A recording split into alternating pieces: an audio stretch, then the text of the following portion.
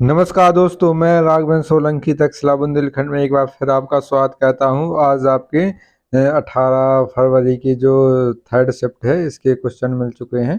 तो जो SSC GD के आपके पेपर चल रहे हैं इसकी थर्ड शिफ्ट की एनालिसिस देखेंगे। जो आपकी फर्स्ट शिफ्ट है और सेकंड शिफ्ट है इनके विस्तार से आपकी एनालिसिस करवा दिए गए हैं। तो इनको आज थर्ड शिफ्ट देखते हैं। और जो भी अभ्यर्थी हमारे चैनल पर पहली बार जुड़ रहे हैं या जिन्होंने सब्सक्राइब नहीं किया है वो सब्सक्राइब जरूर कर लें, हमारे चैनल को लाइक करें और अपने मित्रों को शेयर जरूर कर दें जिनका भी आगामी शिफ्टों में अभी रह गया है। उनको बहुत ज़्यादा फायदा होगा। लगभग 15 से 20 क्वेश्चन का रिपीट होकर क्वेश्चन आ रहे हैं, तो फायदा जरूर मिलेगा। आइए, पहला क्वेश्चन है थर्ड शिफ्ट का। इसमें मौलिक कर्तव्यों को किस देश के संविधान से अपनाया गया है? तो मौलिक कर्तव्यों से लगातार क्वेश्चन बन रहे हैं। तो यूएसएसआर लिखा होगा आपका, या आपका रूस लिख के आया होगा, या तो आपका रूस लिख के आया होगा, क्योंकि 1991 के पहले ये इसका नाम यूएसएसआर था। संयुक्त आपका संयुक्त सोवियत संघ इसका नाम था। लेकिन इसमें आपके 13 जिला राज्य अलग होके जो ये देश अलग हो गए थे और इसका रूस अपना अलग हिस्सा हो गया था और 1991 में इसका बंटवारा हो गया था। तो इसको अब रूस के नाम से जाना जाता है, या आपका सोवियत संघ लिख के आया होगा इसमें यूएसएसआर। तो जो भी होगा आपने कर लिया होगा। आगे चलते हैं, अगला क्वेश्चन इसमें आ जाता है। भारत में आखिरी बार एशियाई खेलों का आयोजन कब हुआ था? तो 1982 में इसका आखिरी बार इसका आयोजन किया गया था। भारत में आखिरी बार साल 1982 में एशियाई खेलों का आयोजन हुआ था। यह नई दिल्ली में आयोजित हुए थे। भारत ने 2 बार अर्थात 1951 में सबसे जब पहले हुए थे, तो 1951 में दिल्ली में ये आयोजित किए गए थे। और इसके बाद 1982 में एशियाई खेलों का इसका आयोजन हुआ भारत में। इसके बाद इसका अभी तक एशियाई खेलों का आयोजन नहीं हुआ है। इसमें अगला क्वेश्चन आ जाता है, मौर्य वंश के तत्काल बाद किस वंश ने आगर मगध राज्य का पर शासन किया? तो मौर्य वंश की इस स्थापना या इसका संस्थापक किसे माना जाता है? चंद्रगुप्त मौर्य। ठीक है, चंद्रगुप्त मौर्य के बाद बिंदुसार के अशोक के बाद फिर छोटे छोटे राजा आए। इसके अंतिम राजा मौर्य वंश के बृहदत्त थे। बृहदत्त की हत्या करके पुष्यमित्र शुंग ने शुंग वंश की स्थापना की थी। और मौर्य वंश के पतन के बाद शुंग वंश का काल रहा। इस वंश की स्थापना पुष्यमित्र शुंग ने की थी। 185 ईस्वी में अंतिम मौर्य शासक बृहदत्त की हत्या कर इस वंश की स्थापना हुई। फिर इसके बाद आपके कर्ण वंश आए और इसके बाद सातवाहन वंश आ गया लगातार लाइन से। इसके बाद आगे चलते हैं।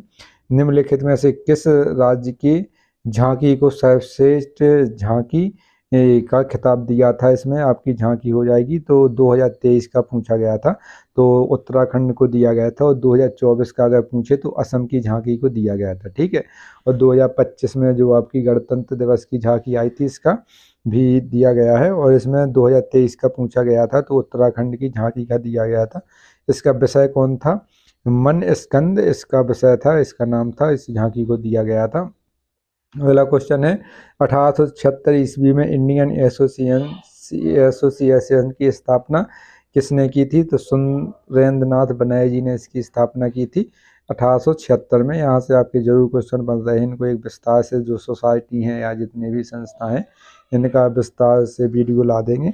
अगला क्वेश्चन आ जाता है, असम में कुशल समृद्ध और नव वर्ष के रूप में कौन सा बिहू मनाया जाता है? तो जो असम में कुशल समृद्ध और नव वर्ष के रूप में बोहाग बिहू के रूप में मनाया जाता है, इसे रंगोली बिहू भी कहते हैं। यह त्यौहार आमतौर पर अप्रैल के मध्य में मनाया जाता है, जब फसल कट के आ जाती है। तो फसल के नव वर्ष जो आपका हिंदू नव वर्ष है वो कब से लगता है? चैत्र से लगता है। ठीक है, चैत्र महीने से लगता है। तो चैत्र महीना आपका है जो इंग्लिश के महीने हैं अप्रैल से शुरू होता है। अगला क्वेश्चन आ जाता है, ब्रेथलेस 1998 में रिलीज किया गया यह किस संगीतकार का एल्बम था? तो ब्रेथलेस 1998 में भारतीय गायक संगीतकार शंकर महादेवन द्वारा गीत का जावेद अख्तर के साथ रिलीज किया गया इंडी पॉप एल्बम था। यह वह एल्बम था जिसमें पहली बार शंकर महादेवन को प्रसिद्ध किया था, तो ये ध्यान रखना है। इसके बाद अगला क्वेश्चन है, प्रधानमंत्री मुद्रा योजना का उद्घाटन किसने किया था? तो प्रधानमंत्री नरेंद्र मोदी ने इसका उद्घाटन 8 अप्रैल 2015 को इसकी शुरुआत की थी, इसका उद्घाटन किया था। अगला क्वेश्चन है, भारत के 37वें राष्ट्रीय खेलों का आदर्श बाग क्या है? तो जो आपके 37वें राष्ट्रीय खेल हैं वो आपके गोवा में हुए थे और 2024 में किए गए थे, और 2038 में राष्ट्रीय खेल उत्तराखंड में आयोजित किए गए हैं, ये ध्यान रखना है। और इसका आदर्श बाग गेट सेट गोवा था। यह आदर्श बाग 1924 में हुए पहले राष्ट्रीय खेलों के आदर्श बाग गेट सेट प्ले जैसे संबंधित था। पहले जो 1924 में सबसे पहले आपके राष्ट्रीय खेल हुए थे उसका आदर्श बाग गेट सेट प्ले था, और 2024 में गेट सेट गोवा जो गोवा में आयोजित किया गया था। जो 38 में खेल होंगे आपके उत्तराखंड में आयोजित किए जाने थे आपके 14 जनवरी से और आपके 28 जनवरी तक ये होना था। तो अगला क्वेश्चन आ जाता है, 37वें राष्ट्रीय खेलों का शुभंकर क्या है? तो इसमें शुभंकर मोमा हो जाएगा, मोगा क्या हो जाएगा, मोगा इसका शुभंकर हो जाएगा, और ये गोवा में आयोजित किए गए थे। 36वां संस्करण 29 सितंबर से 12 अक्टूबर 2022 गुजरात के कच्छ शहर अहमदाबाद, गांधीनगर, सूरत, बड़ौदा, राजकोट और भावनगर में आयोजित हुए थे। और जो आपके 36 में कहाँ पर हुए थे? गुजरात में, 37 में गोवा में और 38 में आपके उत्तराखंड में हो चुके हैं। अगला क्वेश्चन आ जाता है, हर बार अलग अलग पंचायती वर्ष योजनाएं 5 ईयर प्लान चलाने का मुख्य कारण क्या था? तो देश की बदलती आर्थिक, सामाजिक और तकनीकी आवश्यकताओं के अनुसार नीतियों को अद्यतन करना, मतलब जिस प्रकार से देश विकास कर रहा है, जिस प्रकार से उसकी आर्थिक व्यवस्था बदल रही है या सामाजिक व्यवस्था बदल रही है, उसके हिसाब से 5-5 वर्ष के लिए नए प्लान लाना और नई योजनाओं को 5 साल के लिए पूर्ण करना। अगला क्वेश्चन है, पंडित रविशंकर ने किस फिल्म में काम किया था? तो या संगीत दिया था? तो पाथिर पंचाली, अपराजितो, अपुर संसार, गांधी और गोदान ऐसी जो फिल्में हैं। पंडित रविशंकर ने कई भारतीय और अंतर्राष्ट्रीय फिल्मों के लिए संगीत दिया। उनकी कुछ प्रमुख फिल्में निम्नलिखित जैसे पाथिर पंचाली है, अपराजितो है, अपुर संसार, ये आपकी 59 में, ये 56 में, ये 55 में आई थी, तो ये बहुत पुरानी फिल्में हैं।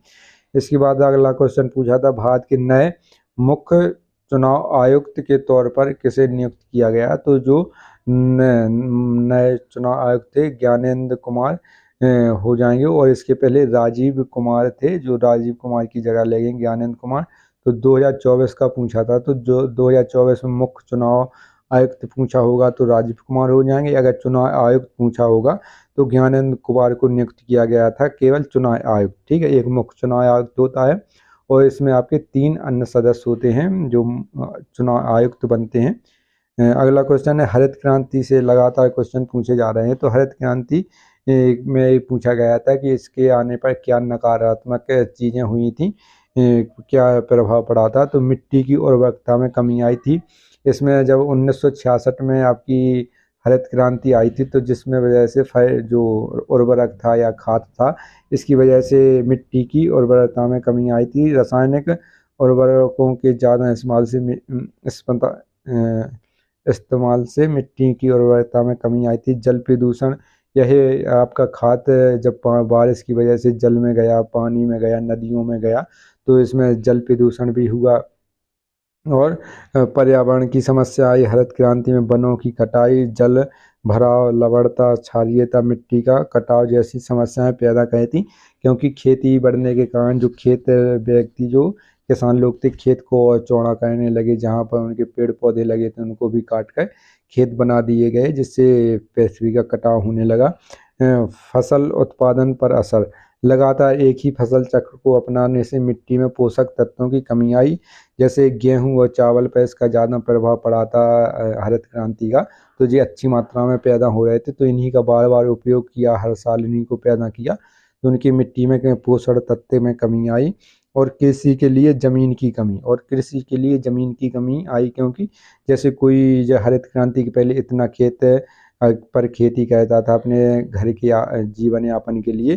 जब हरित क्रांति आई, पैदावार अच्छी हुई, तो उसने खेत बढ़ा लिया और जहाँ पर उसकी बंजर भूमि रही थी उसको भी अपने कब्जे में ले लिया और वहाँ पर भी खेती करने लगा और इसका व्यापार भी होने लगा।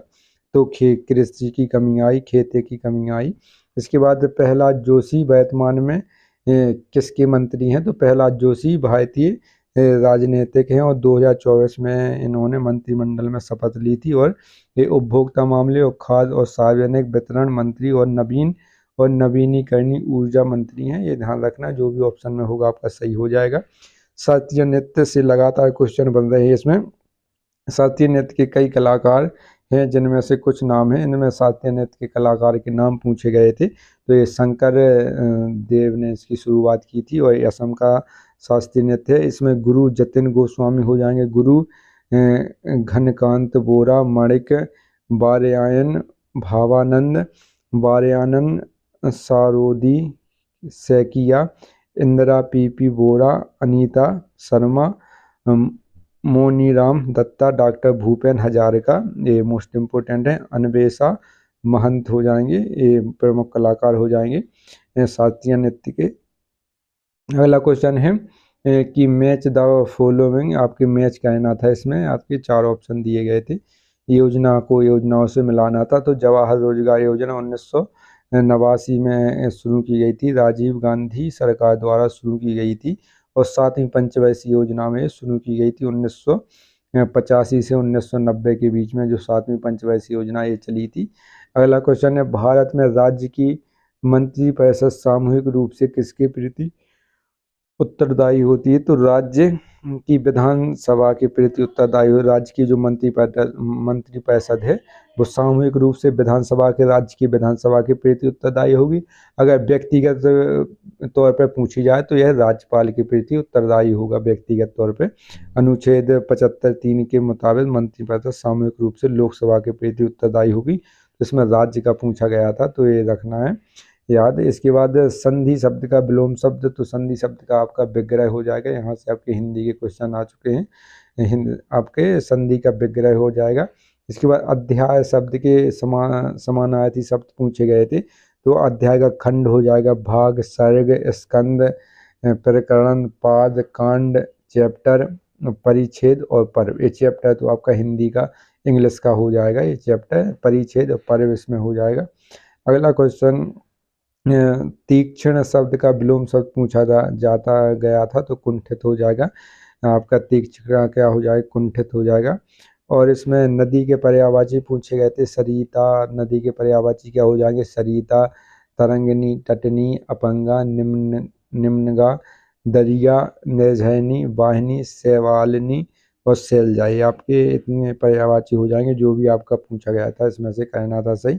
इसके बाद शिशु मृत्यु दर से आपके क्वेश्चन आया था कि 2019 में आपकी 30% प्रति 1000 जीवित जन्म में से 2020 में ये 1000 प्रति में से 2 अंक की कमी आई, तो 30% 28 के आसपास रही होगी, 28 के आसपास रही थी, ध्यान रखना। इसके बाद क्षीण का विलोम शब्द पुष्ट हो जाएगा। क्षीण मतलब कमजोर होता है, पुष्ट मतलब हेल्दी होता है। तो ये आपके थर्ड शिफ्ट के ये क्वेश्चन हो चुके हैं। 18 फरवरी की थर्ड शिफ्ट है, इसको जरूर देखें और जिस टॉपिक से आपके बार बार क्वेश्चन पूछे जा रहे हैं इसको जरूर बना देंगे। हमारे चैनल को सब्सक्राइब करें, लाइक करें, अपने मित्रों को जरूर शेयर कर दें। धन्यवाद।